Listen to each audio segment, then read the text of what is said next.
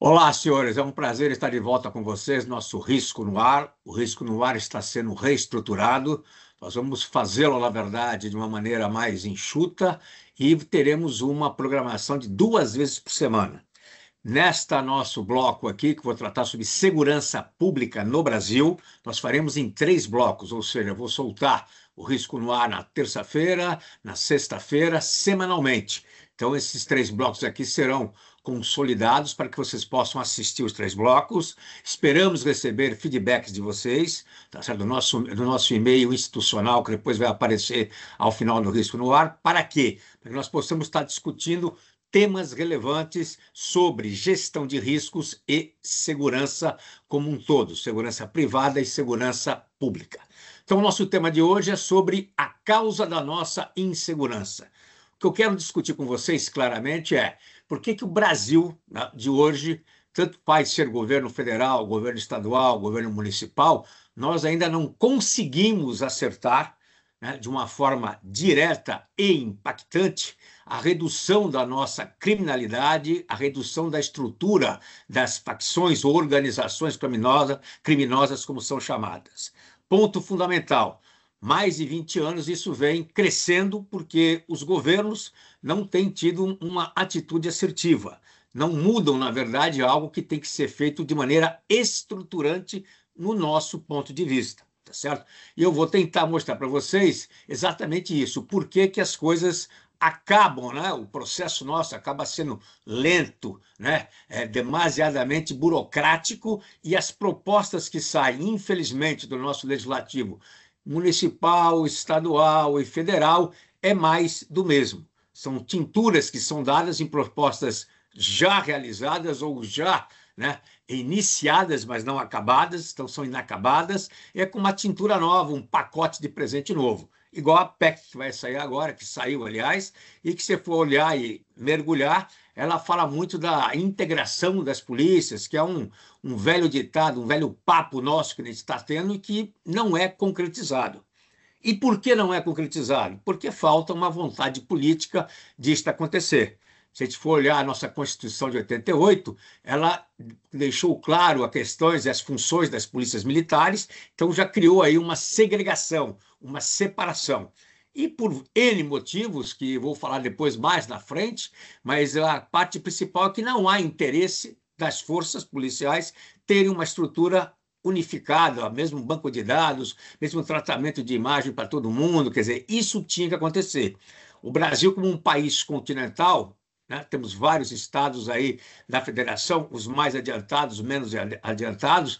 Mais adiantados pulam um pouco na frente, mas também enxugam gelo. Então, eu cito como nós aqui de São Paulo, a cidade de São Paulo, a maior cidade da América Latina, uma cidade que deveria ter algo mais estruturado. Nós temos aí um índice de criminalidade relativamente baixo, né? O estado de São Paulo está dentro dos índices da ONU, mas como que você explica que a maior cidade da América Latina, com índice de criminalidade, ou seja, um índice de violência relativamente baixo, tem aqui no estado uma organização criminosa, extremamente poderosa, extremamente estruturada e com um sistema de inteligência, teoricamente, né, dando, né, melhores resultados do que o nosso do lado de cá, que estamos apanhando, e apanhando muito. Então, o que eu quero mostrar para vocês aqui agora, olhando aqui o PowerPoint, nós, como gestores privados, nós não podemos estar à deriva em relação à segurança pública, embora nós não tenhamos o poder de estar agindo na segurança pública, mas dependemos dela também.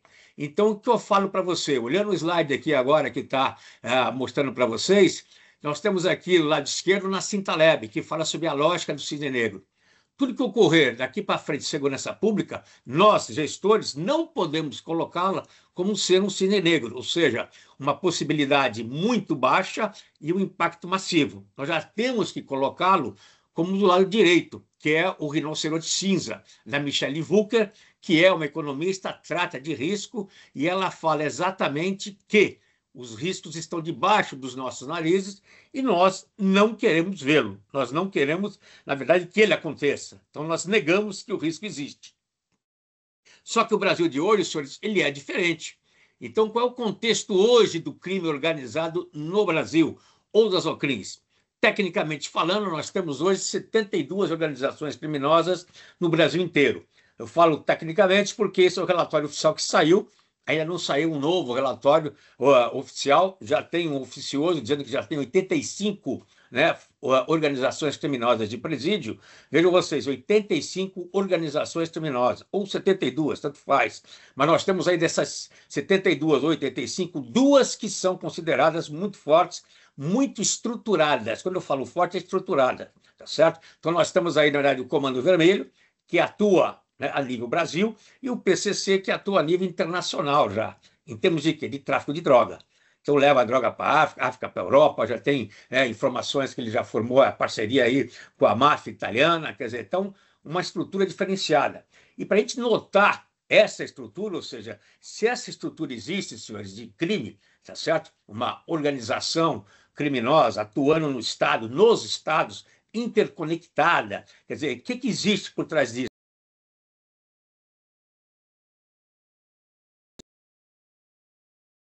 Conivente, porque o pessoal das estruturas maiores, Comando Vermelho e PCC, ele vai cooptar agentes públicos, né, para poder trabalhar para ele, em vez de entrar de frente, em vez de combatê-lo diretamente. Até quando eu fiz a minha tese de doutorado no Rio de Janeiro, sobre o Rio de Janeiro, e sobre aquela época que estava, né, uma violência muito grande, o que eu descobri ao entrevistar, na época, os chefes de morro, os chefes das campanhas que faziam lá, a questão da dominância, né, da comunidade que nós falamos. Eles falaram para mim abertamente: nosso problema não é a polícia, nosso problema é a concorrência, ou seja, as outras organizações. Porque a polícia a gente acaba fazendo parceria, compra, verifica, e os filmes que nós já tivemos aqui no Brasil, tá certo? A gente sabe já, o Capitão Nascimento, que é famoso, a gente vê aquilo como hoje uma plena realidade. Já era naquela época e ficou mais realista ainda.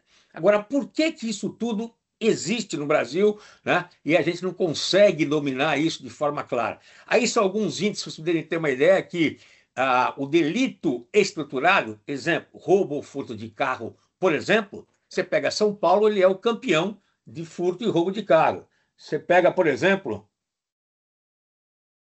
questão do tráfico de droga, no outro exemplo aqui embaixo, mesmíssima coisa. Então, por que os crimes mais estruturados existem mais aqui embaixo, no Sudeste, São Paulo, Rio, principalmente São Paulo? Ah, porque tem campo, ah, porque tem gente.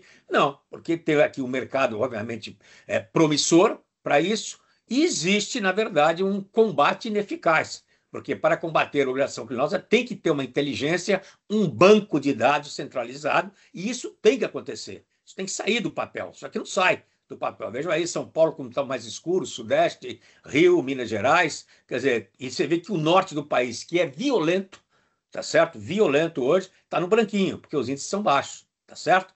Então, isso ocorre por quais razões? Então, esse é o ponto fundamental. Quais são as razões principais que isso ocorre? Bom, senhores, essa Rosa dos Ventos que vocês estão vendo aí, onde eu coloquei as duas incertezas críticas, isso aqui foi feito exatamente há 24 anos atrás.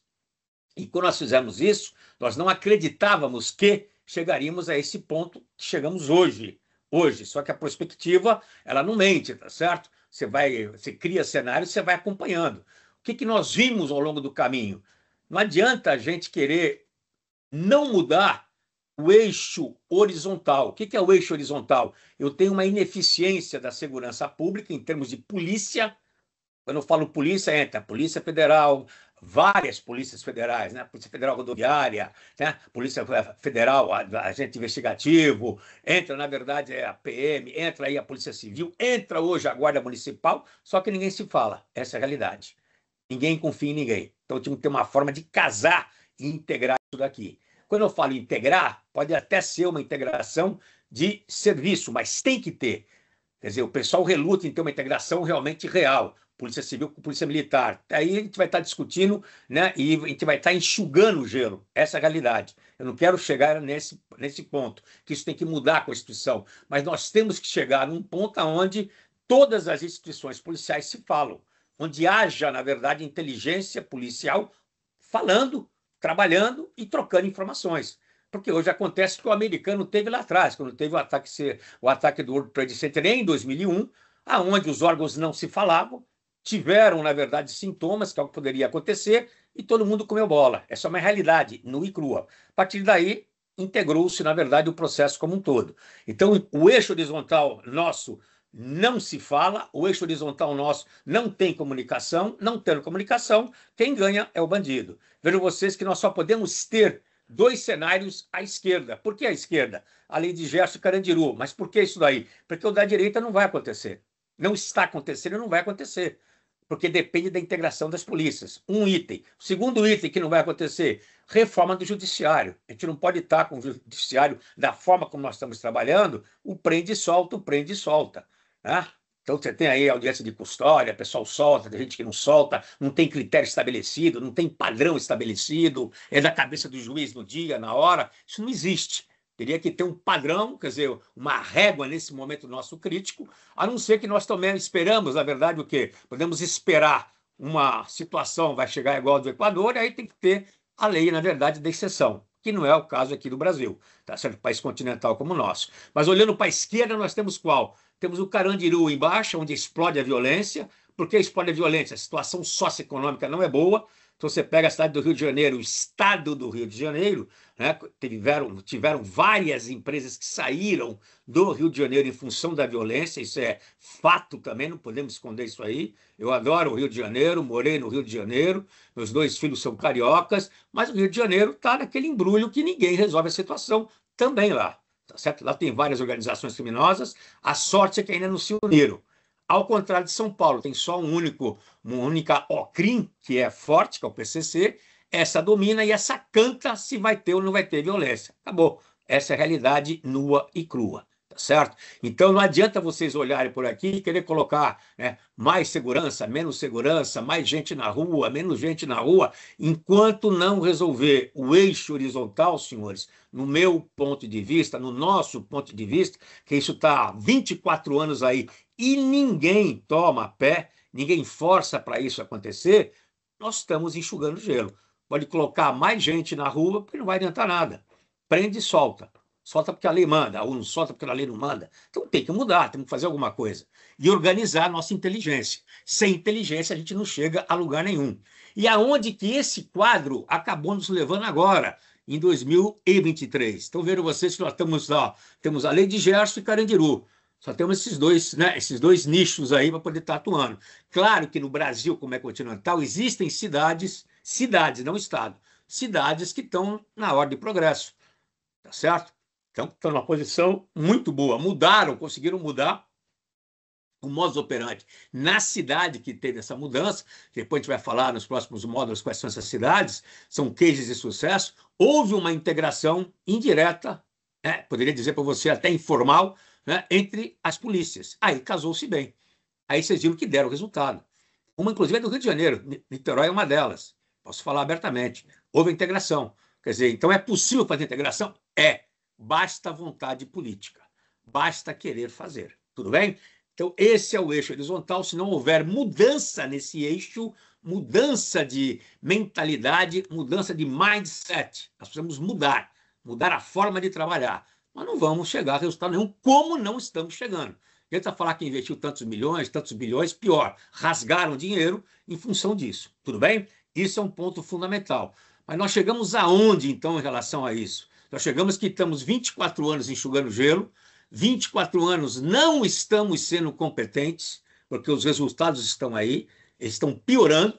Pega o roubo de carga, por exemplo, que é outro que só piora, não melhora o roubo de carga. Esse melhora um índice muito pequeno, depois sobe de novo. Por quê? Existe, né, uma certa, né, forças ocultas, né, como disse lá o nosso ex-presidente, depois ex-prefeito de São Paulo, Jânio Quadros, né, já falou que forças ocultas atuavam contra ele. Agora aqui não. Forças ocultas atuam contra a segurança. Está aí.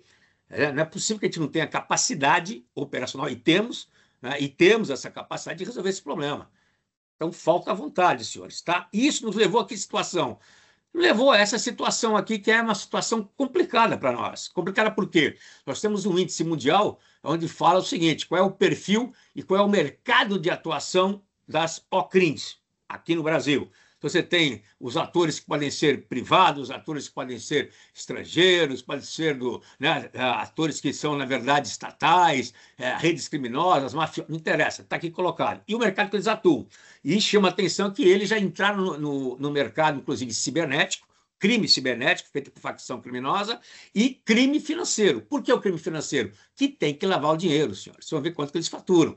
Tá certo? Eles faturam 146 tá certo? Bilhões de reais. Então, não pode colocar esse dinheiro na parede, como o pessoal fazia antigamente. Não pode. Eles têm que entrar no mercado financeiro.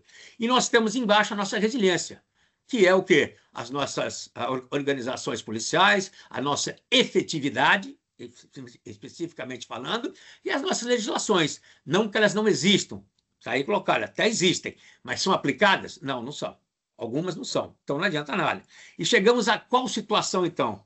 Estamos saindo aqui, saímos de uma situação que temos aí num quadrante vermelho, uma situação totalmente desconfortável em relação a quê? O Brasil tem alto índice de organização criminosa estruturada e trabalhando contra, na verdade, uma redução ou um índice muito baixo de resiliência. Resiliência é você resistir. Resiliência é você adaptar, resistir, absorver, para você responder de forma adaptada. E nós não estamos conseguindo responder de forma adaptada. Então, nós estamos com um índice aí de 7,03 de OCRIM e 4,30 de resiliência. E estamos no quadrante vermelho junto com uma pancada de outros países. Mas o importante é o Brasil. Então, nós estamos numa situação extremamente complicada, extremamente crítica em relação a isso, tá certo? Então, esse é o nosso ponto principal de que eu queria falar com vocês. Para vocês poderem entender o que eu estou falando, hoje o crime organizado, uma parcela desse crime, fatura 146 bilhões de reais. Esses 146 bilhões de reais estão concentrados em 4 áreas que eles atuam, só 4. Então, você pensa no comércio ilegal de combustível, onde eles rendem 61,5 bilhões de reais e dá um prejuízo para o fisco de 23 bilhões.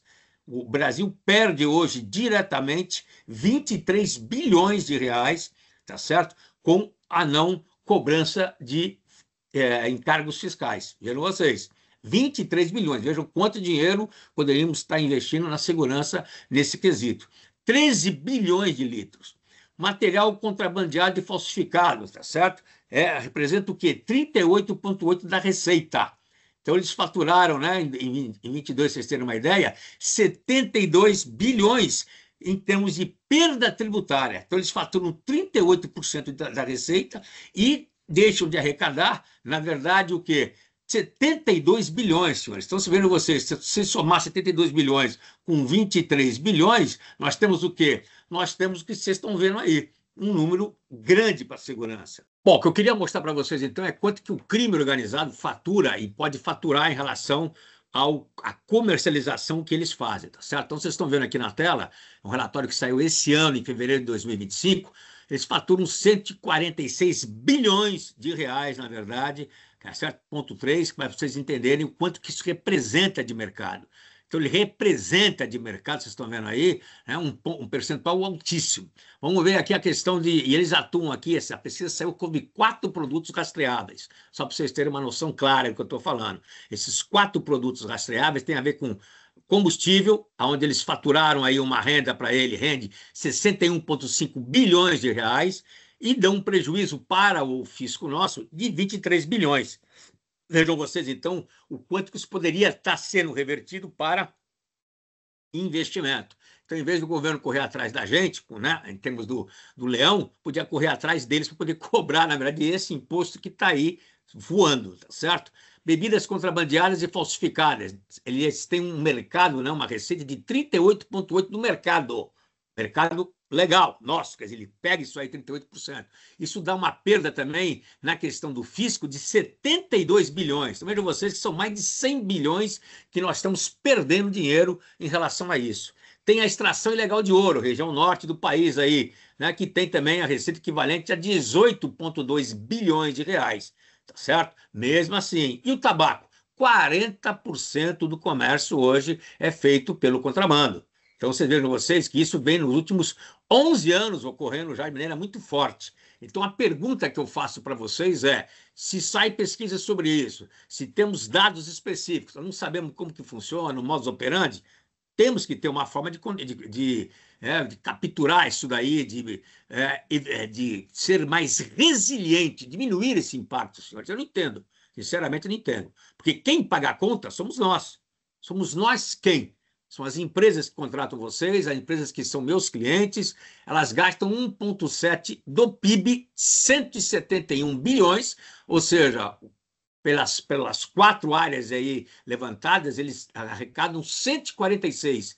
O país já gasta só com essas 4 áreas aqui, né? 146, e eles gastam 171 bilhões. Imagina quando a gente tiver a visão completa do todo aí da Ocrim. Então, virou, na verdade, uma empresa multinacional, fatura muito bem e está bem estruturada. E a conta quem paga somos nós. Custo Brasil, 6% do PIB. 6% do PIB nosso vai para o custo Brasil, custo segurança, direta e indiretamente. Você somar aquela perda ali que nós vimos ali, você somar o quanto que tem que gasta com o hospital, quanto gasta com formação, e aí vai. Quer dizer, então, senhores, o que eu não entendo é justamente isso. O que eu não entendo é justamente isso, certo? O que vem a ser? Nós temos que mudar nosso mindset. O que é mindset? A forma de pensar, a forma de estruturar, e temos, senhores, que colocar em prática o que está previsto. A lei, por exemplo, de 2018 sobre o Sistema Integrado de Segurança Pública único é uma ideia maravilhosa, é um projeto muito bom, mas tem que ter a boa vontade de todo mundo. Aí fica uma pendenga política, uma pendenga, né, de jogo de poder, o município, o Estado federal.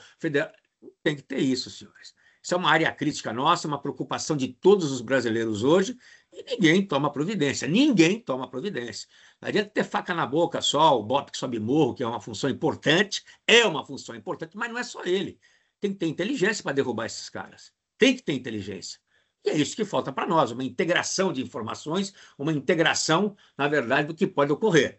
Próximo bloco. Então, deixei claro para vocês que a causa principal nossa hoje, no meu ponto de vista do brasiliano, é a falta, na verdade, de integração das polícias, falta de inteligência, e o judiciário que está capenga, que não ajuda na questão que está amarrado a normatizações antigas. Nós temos que mudar isso daí. Tem que ter alguém que dê uma penada forte e acabe mudando, tá certo? Isso é muito fundamental. E é óbvio que existem forças ocultas poderosas que não querem que isso aconteça, porque é impossível que o roubo de carga, por exemplo, no Brasil, que assola há tanto tempo, não tem solução. Tem solução, sim. Tem muita solução. O pessoal não quer, tem interesse no meio do caminho. Ok, senhores? Bom, meu nome é Antônio Brasiliano, estamos discutindo aqui a segurança pública. Nesse bloco 1, vai ter o 2 e vai ter o 3. E eu espero que vocês me deem feedback sobre essas conclusões ou essas tiradas que nós estamos tendo aí, esses insights. Precisamos mudar o jogo. Temos que mudar o jogo e depende de nós agora. Nós quem? Nós gestores, nós a população, nós como cidadãos, temos a obrigação de fazer esta governança. Temos que cobrar para que tenha algo efetivo. Se não for efetivo, não adianta enxugar gelo. Ok, senhores? Muito obrigado e até a próxima.